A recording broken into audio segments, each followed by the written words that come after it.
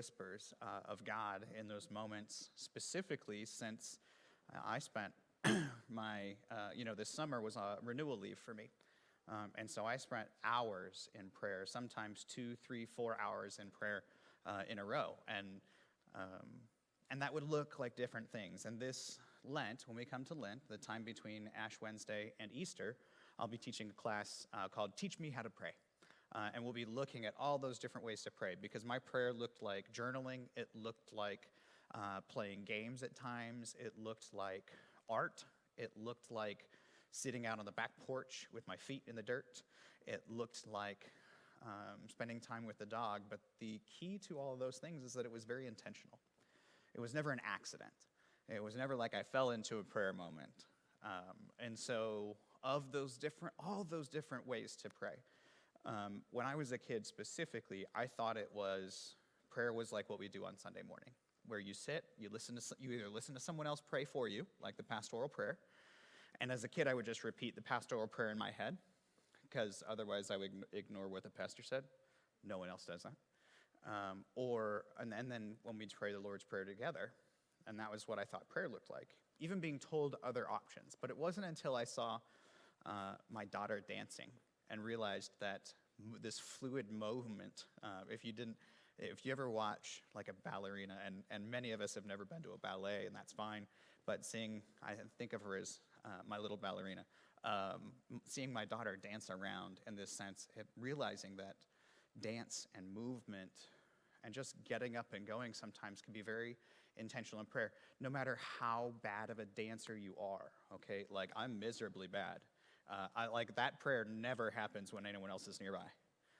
But it can be incredibly refreshing, especially if I feel like I can't sit still. So if you're one of those people that's like, why do I not pray very often? Because I don't sit still very often. But it's about intentionality. Well, have you already started the recording? Okay, great. I realized normally I had to go straight into my prayer, and we go from there, and I didn't. And that's the tech team's cue to hit the record button. So I wanted to make sure he was fine with that, because we're just going to kind of keep on going into this. So today we are continuing in our sermon series on simplifying our life.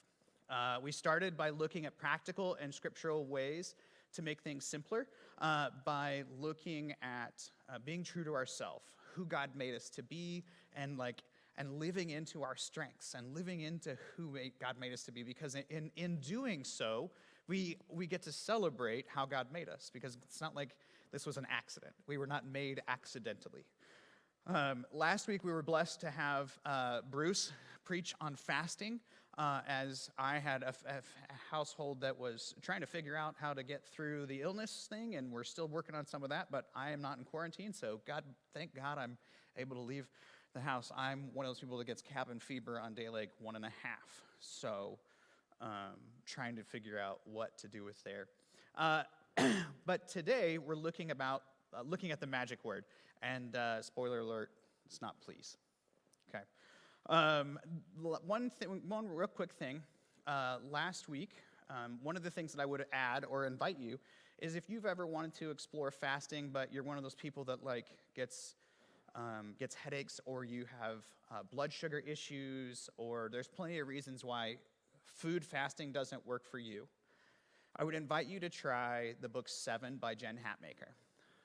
And this book is a invitation for us to prioritize our lives. So as Bruce talked last week about how fasting can give us a sense of compassion for those who don't have food, there's different ways we can fast. We can fast from media, we can fast from stress, we can fast from a number of things. But if we're needing to find a way to do that in a much simpler way rather than cutting everything out, the book 7 invites still a pretty drastic way to see things. But like in clothing, you would pick 7 items of clothing, and that's what you would wear for that period of time.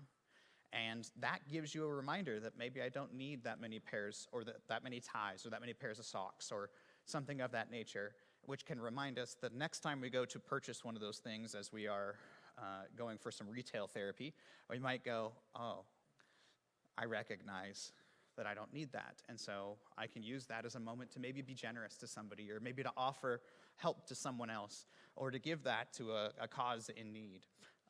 And honestly, they've shown that being generous or giving away money, giving things, or giving away gifts makes us happy like up to 4 times longer than as self-purchase or something spent on ourselves, which is a really beautiful way of saying that if we follow God's tenets, we're benefited, not just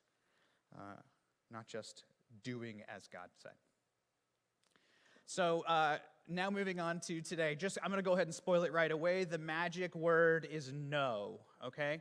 Now, I once made the mistake of preaching this sermon right before the nominations team started asking people to help with the church. And so I figured we'd preach a little earlier.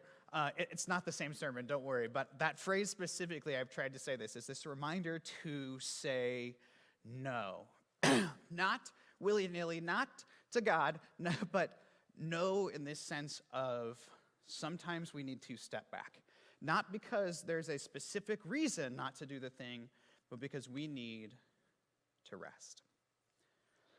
Well, let's all admit, there's this sense in the Midwest that we are a hard-working people, that we get the job done, that if one thing can be said about people from the Midwest is that we don't stop until it's finished as a whole, right? I mean, there's definitely moments where we get sick or other things, but we know how to put in a hard day's work.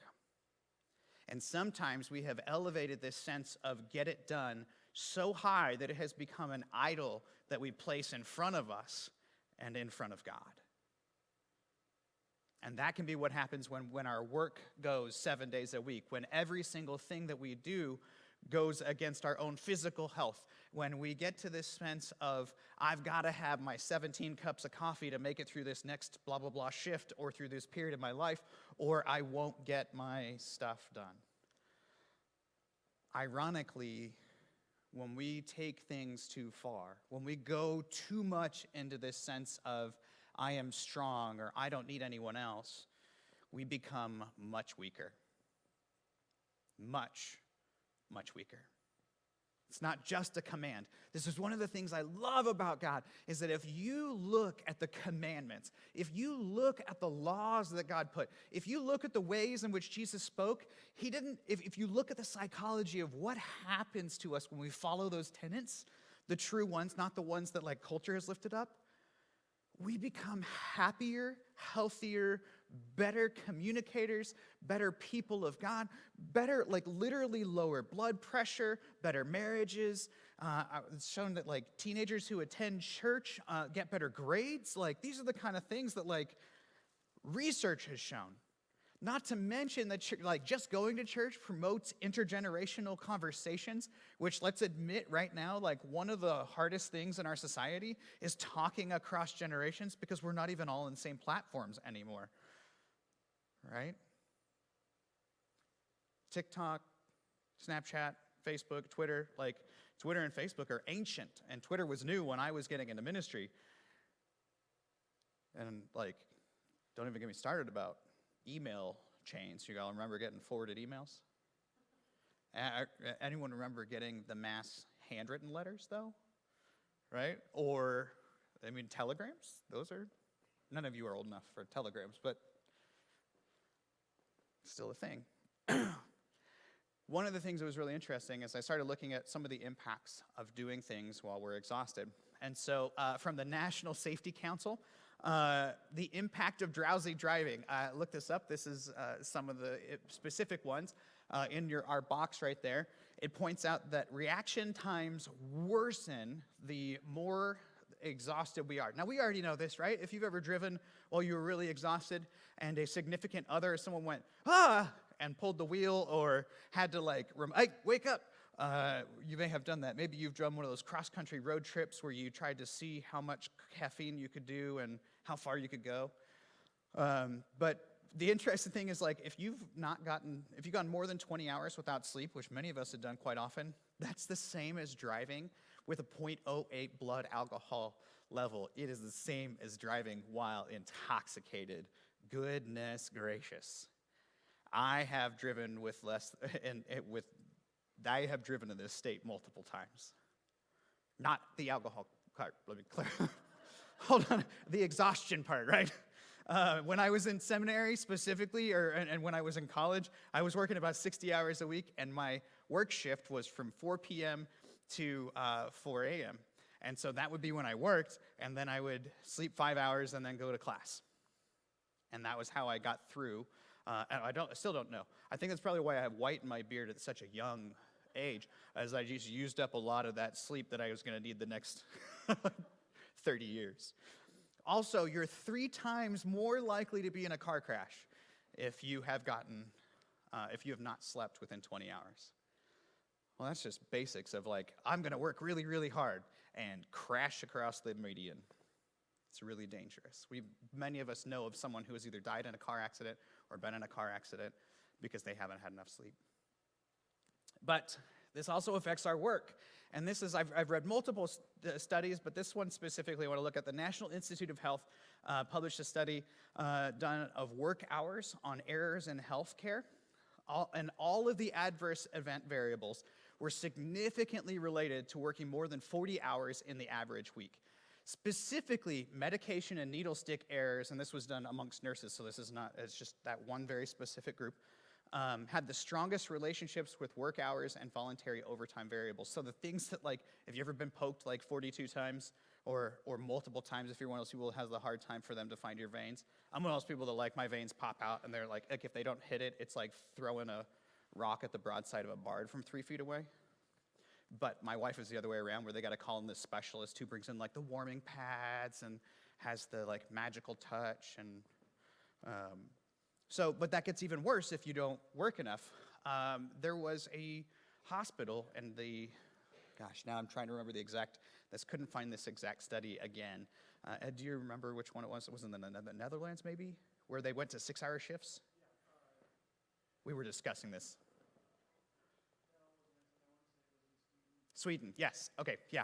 In Sweden, this hospital switched to 6-hour shifts for its nurses, because what they were finding was that when a new nurse would come on and they'd review what had happened from the last period of time, and that was working 12-hour shifts, a lot of times they would spend 2, 3, or 4 hours fixing and unmaking errors. So they were losing 4 hours immediately, and then they found that by working 6-hour shifts, they got more done. They had more efficiency. They made less medical errors, and they were getting those pokes and sticks in much better. That was working 6-hour shifts. God has always known that we need rest. From the very, very beginning. Now, we have this verse from Exodus. We're not showing it yet, but the verse from Exodus tells us to keep the Sabbath holy. But from Genesis, we see that God's like, listen, look at all the stuff I did in 6 days. I am going to chill for one day. And that's why we have a 7-day week, is because all this stuff happened, and there's this insistence now of time to rest. That if God rested, those of us who don't, are you God? Just ask yourself that. Because this is a beautiful thing. I once had a district, one of our district secretaries, wonderful lady, Marve Ralston, and I worked out of the district office at this time, and she looks to me and she goes, Jacob, you know you're not Jesus, right? This week I put on 100 hours that week. And I was like, ha, ha, ha, ha. She goes, I'm not kidding. Yes, ma'am. I do. She goes, Jesus rested. You need to go home. Yes, ma'am. I went home and I rested. I had taken that, and we in ministry and in the medical field and there's so many of plenty of fields. Teachers do the same thing, right? You go until you can't go anymore, doing papers and grading things and getting it's not committed to one area. Farmers do it for a chunk of time, right? You could go through harvest and through planting. You work until you collapse, and then you wake up the next couple hours later and you do it again. Although farming has that beautiful sense, there's certain periods where you can't make that thing grow any faster, and you can't make it not be frozen ground any sooner. So there was originally this sense of sometimes you have to go too much, but other times you go less. Some of us have said, let's just see if we can go until we collapse. Personally, I'm convinced, and we've seen this happen, that the more we push ourselves, the quicker we get sick. And I'm not talking about COVID here. I'm talking about from anything, right? We can get felled by so much because our stress levels are too high. There are study after study after study that something like 95% of symptoms can be created by stress. But do we even listen to our own bodies? When was the last time you stopped for a second, you sat in a chair and you went, how does my body actually feel? Not just the, ow, my knee hurts right now. Sorry, Kate. But genuinely, am I carrying stress? Some of us, you may know, you like carry it in your neck. You can feel a tension headache coming on. Anybody like that? You feel it in your guts. You're like, I don't feel like eating. I haven't feel like eating much for a while. Or the other way around, right? Like, I need my 47 cookies because that's what keeps me feeling okay to keep going. Right? We each have those different things. Just different people, different mentalities, but we go too much. But sometimes we can get to this space where we think it has to be very rigid. I think it has to be very specific, right? And it has to be on the Sabbath, which technically is Saturday, by the way, from nighttime Friday until nighttime Saturday is the Sabbath day. Okay. The church, we worship on Sunday, and so many people take that as a Sunday. But this passage from Mark that we read earlier, that Christy read earlier, Jesus says, then he said to them, speaking of Jesus, the Sabbath was made for humankind, not humankind for the Sabbath. So the Son of Man is Lord even of the Sabbath. This goes to the point where Jesus heals on the Sabbath. They eat on the Sabbath. He does multiple things to point out that it is not the specific day, but is the intention of what we do within it. Do we know we need the rest? We can read the studies, we can hear it. I mean, it comes out on the news every once in a while. A new study says the same thing the last 48 studies said, which is you need to rest more. And then some of us say this, right? I'll rest when I'm dead. Anyone ever said that to someone else? The work will be finished, and I'll rest when I'm hanging with Jesus. Well, they've also shown that resting when we hang with Jesus gets us there faster. But resting more can help us get way more done. From this study at Berkeley, I found this really interesting, that resting more often, along with that study in Sweden with the nurses, resting more often makes us more efficient when we do work. So actually taking more breaks, taking more step aside, and this specifically, a lot of these focus on careers where there's a need to be problem solving or to get your data correct in every line, right? Missed fingerprints, like when you're typing, it cuts down on typos. So there's a lot of different ways this works, and there's other things where like that isn't as critical.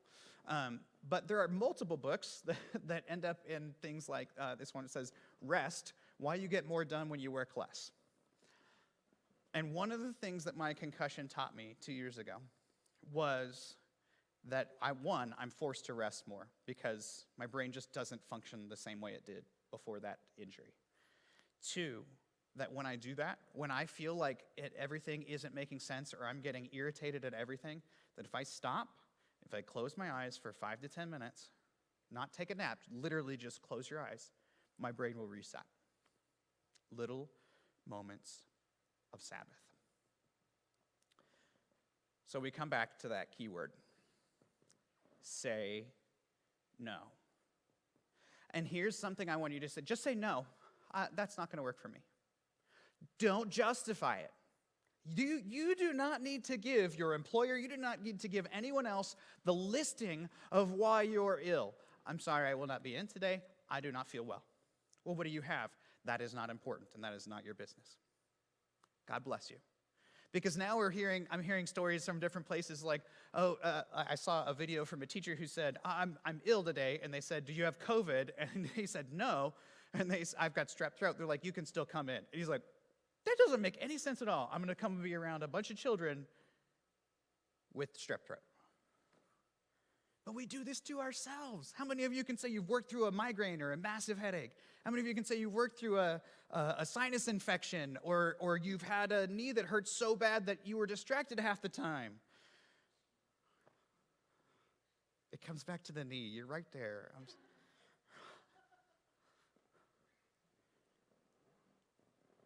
And if we really think about it, do we even rest on our rest days?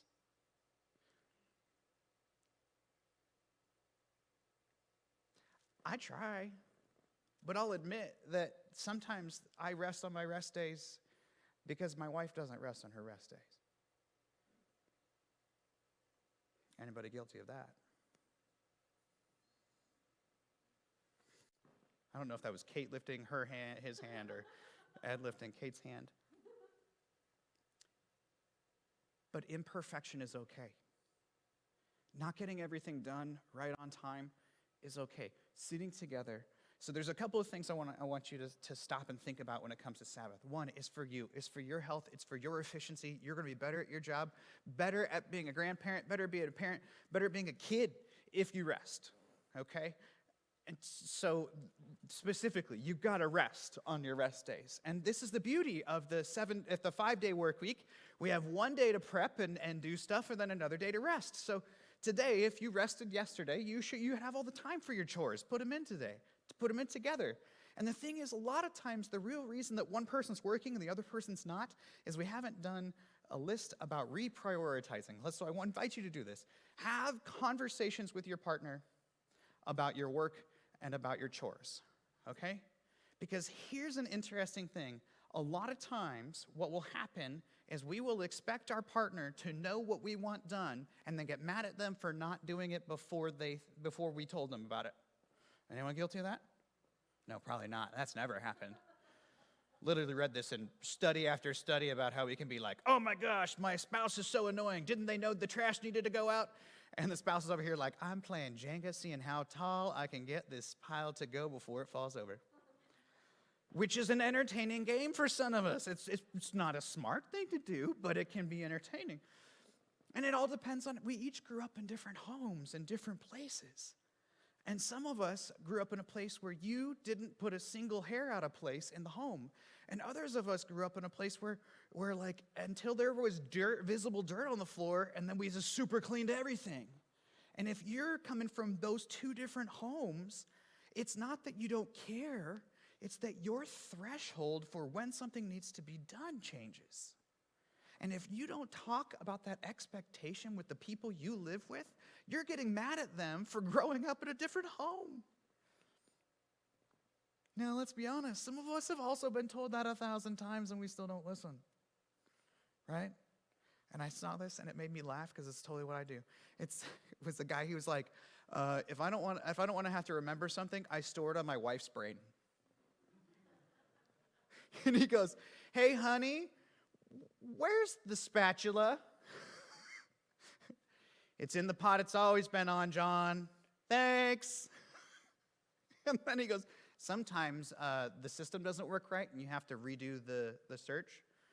Hey, honey, where's or what time is the dance thing on Wednesday? Same time it always is, John. Okay. Hey, honey, what's the same time it always is that we take Emma to dance on Wednesdays? Oops, I used my own kid's name. Susie on dance?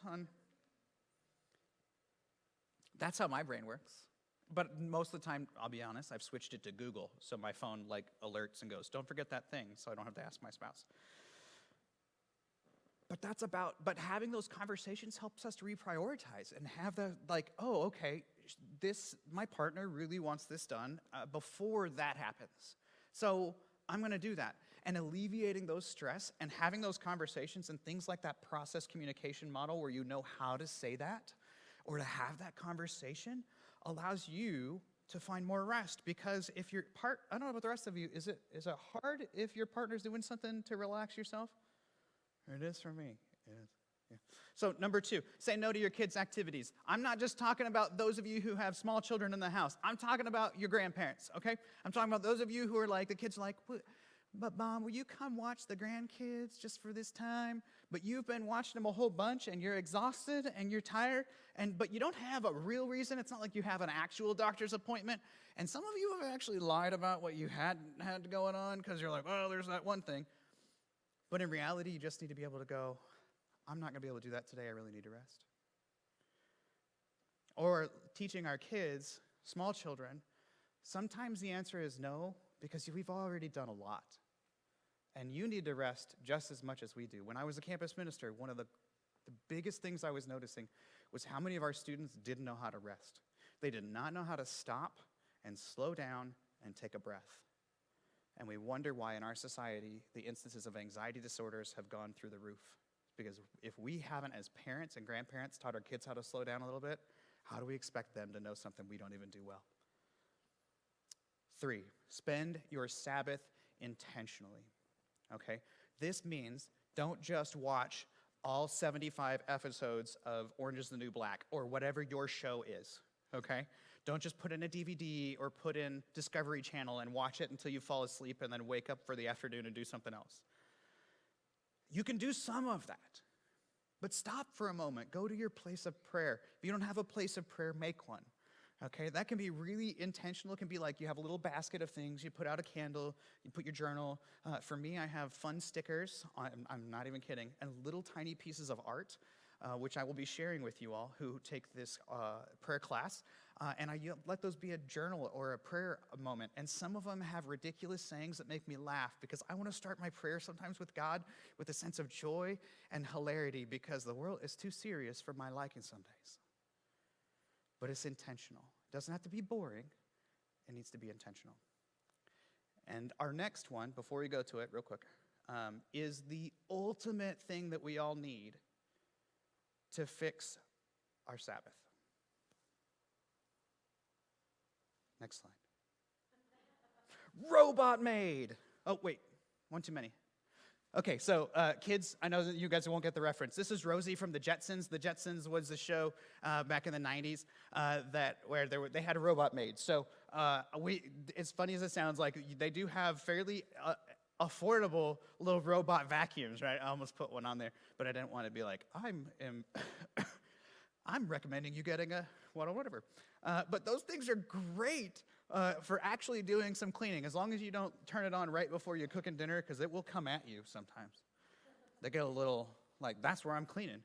But in some ways I'm joking. In some ways it's like, just stop for a second and take those things that you need to do off your plate. Hand them off. Maybe you do need to say, you know what? I could pay so-and-so to deep clean this part of my house. And that would be a good thing because it would help them stay working, even if I feel a little guilty for not doing it myself. Contributes good to the economy. Help someone else, helps you. May not be a bad idea. Finally, rest. God commands it for your health, not just for God. God loves you, and you need to love yourself too. You're not stronger than Jesus. I'm not stronger than Jesus. You're not more powerful than God. You're not wiser than the Holy Spirit. You're not capable of more than anyone else when you exhaust yourself. In fact, the number of mistakes we make makes it futile to pretend like we are. So take that time. Take that time and say no. Take that time and offer a prayer to God. Take that time to be with your family and enjoy, to go out into nature, to put your feet in the dirt, to do what you would do. And as Jesus said, the Sabbath is made for man, not man for the Sabbath. So do it whichever day, whichever time works in your schedule. Some of us, that's a Tuesday. For me, that's a Friday. That's the day that I take where I set aside my phone and I go, I hope no one passes today, because I need to rest and listen for what God would have me do. But that's not unique to me because I'm a pastor. That's specific to us all as people. Care for yourself. And in doing so, you will be an example of others of caring for themselves. Will you pray with me? Gracious God, help us to slow down, to listen for you, to be intentional, and to rest. Help us to do so before we get ill, before we push ourselves too far, before we do damage. It is in your Son, Jesus' holy name, that we pray. Amen. If you would, we have a